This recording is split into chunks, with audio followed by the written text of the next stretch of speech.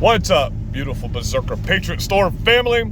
So a Second Amendment idiot has me on a little bit of a rant today, a little bit of a spout out about the Second Amendment. I just made a short just to get it out there for them. Because first of all, you're interpreting the Constitution wrong.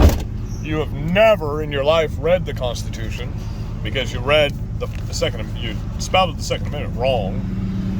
Let me read it to you for what it is. A well-regulated militia being necessary to the security of a free state, comma, the right of the people to keep and bear arms, comma, shall not be infringed. Let me repeat that. The right of the people to keep and bear arms shall not be infringed. Period. End of sentence. Period. You said a militia being necessary to the security of a state, the right to keep and bear arms shall not be infringed. So you said it has nothing to do with security, and it has nothing to do with self-defense, and it has nothing to do with the citizens. It only has to do with gun owners should only be militia members. Well, that's stupid. You've never read the Constitution. That's retarded. You're a clown. Let me read it for you again. A well-regulated militia, which at that point in time in life, it was called the regular army because the people were the army, okay? The regular army. So a well-regulated, a regular army, a regular militia, because the militias were the army. That's what the original army was, a bunch of people that got together and stood up for our country. The 3%. The 3%. The 3%, okay, of the country stood up as the militia. You keep saying the militias. It's the militia. That can be plural or singular. The militia. A well-regulated militia, comma, being necessary to the security, the safety, the security, the self-defense, the security of a free state. Okay, comma. Next sentence.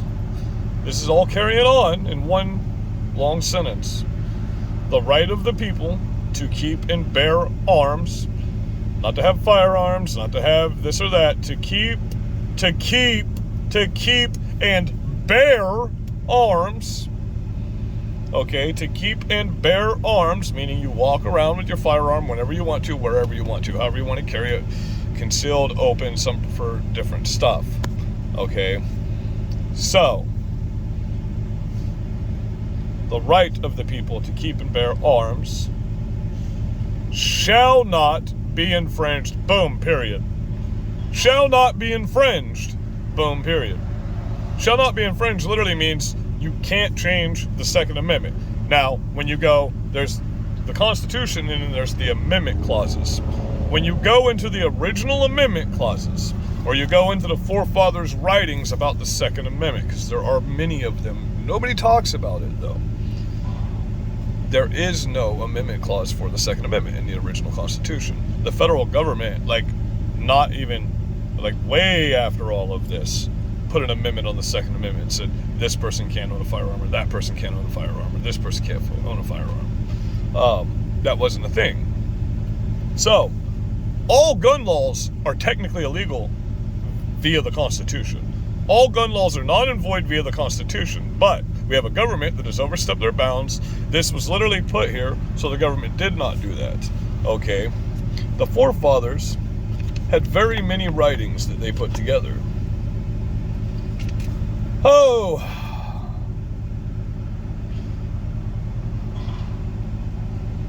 Okay, should everything proceed with harmony and constitute according to our actual wishes and expectations, will demonstrate as visibly the finger of providence as any possible event in the course of human affairs can ever designate it. George Washington. My devotion to the Constitution, I regard it as a work of the purest patriots and wisest statesmen that ever existed, aided by the smiles of a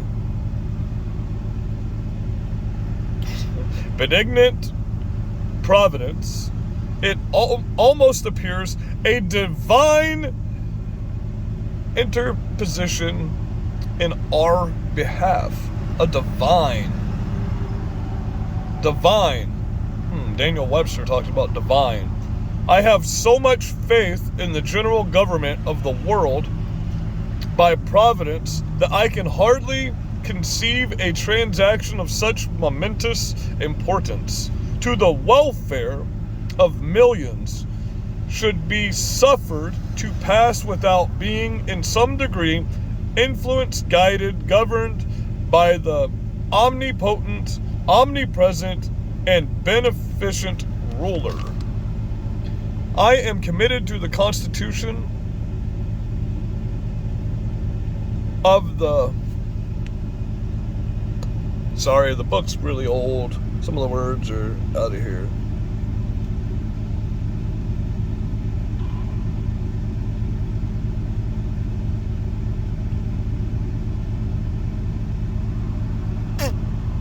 Well, crappity dappity do. Let me see if I can peel that off of there so I can read that. Aha, yeah, baby. I am committed to the Constitution of the country, and I am committed against everything which, in my judgment, may weaken, endanger, or destroy it, and especially against all extension of executive power. And I am committed against any attempt to rule the free people of this country by the power and the patronage of the government itself. Let me reread that last part. And I am committed against any attempt to rule the free people of this country by the power and the patronage of the government itself. I am against the government ruling this country. Daniel Webster. It is hardly too strong to say that the Constitution was made to guard the people against the dangers of good intentions. There are men in all ages who mean to govern well, but they mean to govern. They promise to be kind masters, but they still mean to be masters. They think there need but be little restraint upon themselves. The love of power may sink too deep in their own hearts. And Daniel Webster, once again. In questions of power, then let no more be heard of confidence in man, but bind him down from mischief by the chains of the Constitution. So no man can rule the people. The Constitution are the chains that stop anyone from ruling everybody. Do you understand this? The whole purpose of the Constitution is to stop the people from being ruled. Okay? I first saw the Constitution of the United States from a foreign country. I read it with great satisfaction as a result of good heads prompted by good hearts. I have repeatedly laid myself under the most serious obligations to support the Constitution. What other form of government indeed can so well deserve our esteem and love? John Adams. Okay, he's talking about how awesome the Constitution is.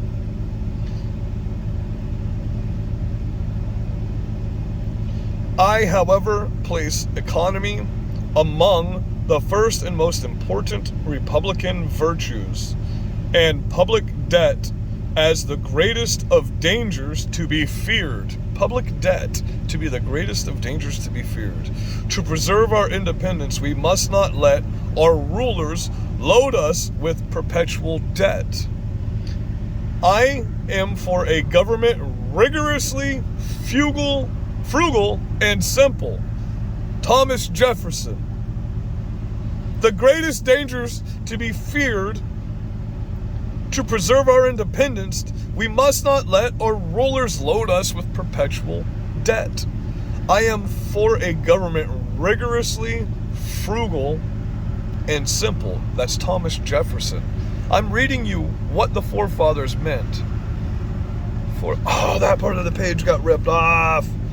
Benjamin Franklin's part of the page. Only a virtuous and moral people, as nations become corrupt, Our Constitution was made only for moral and religious people. It is wholly inadequate to the government of any other. Our Constitution was made only for moral and religious people. Only for moral and religious people. So I want you to remember, when you say F God, the Constitution, according to the people that wrote it, doesn't apply to you any longer. Only a moral and religious people. Period. It is wholly inadequate for the government of any other. Anything else other than a moral or religious person is inadequate in this country. That's John Adams. You can look it all up, man. Guarding virtue and freedom. It's in the front of every constitution, so the forefathers' writings of what they meant about the Constitution. Plus you have the Federalist. Okay, let's go on. The sum of all is, if we would most truly enjoy the gift of heaven, let us become a virtuous people, then shall we both deserve and enjoy it. While on the other hand, if we are universally vicious and debauched, and our manners through the form of our Constitution carries the face of the most exalted freedom, we shall in reality be the most abject slaves. Samuel Adams. George Washington's farewell address. Of all the dispositions and habits which led to the political prosperity, religion, and morality, are indispensable supporters. In vain would the main claim the tribute of patriotism, who should labor to subvert the great pillars of human happiness, these firmest props of duties of men and citizens, the mere politicians, equally with the pious man, ought to respect and to cherish them.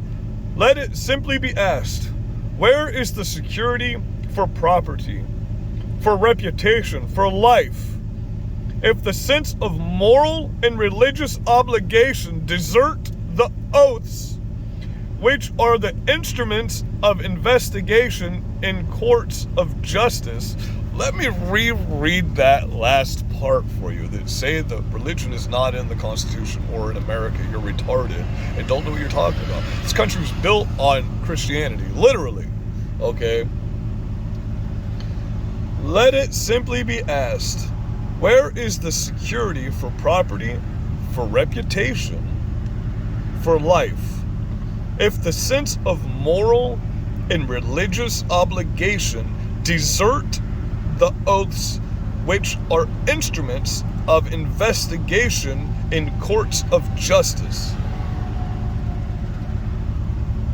If the sense of moral and religious obligation desert the oaths which are the instruments of investigation in the courts. George Washington's farewell address.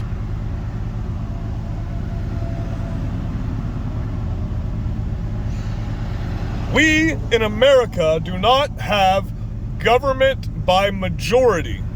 We have government by majority who participate.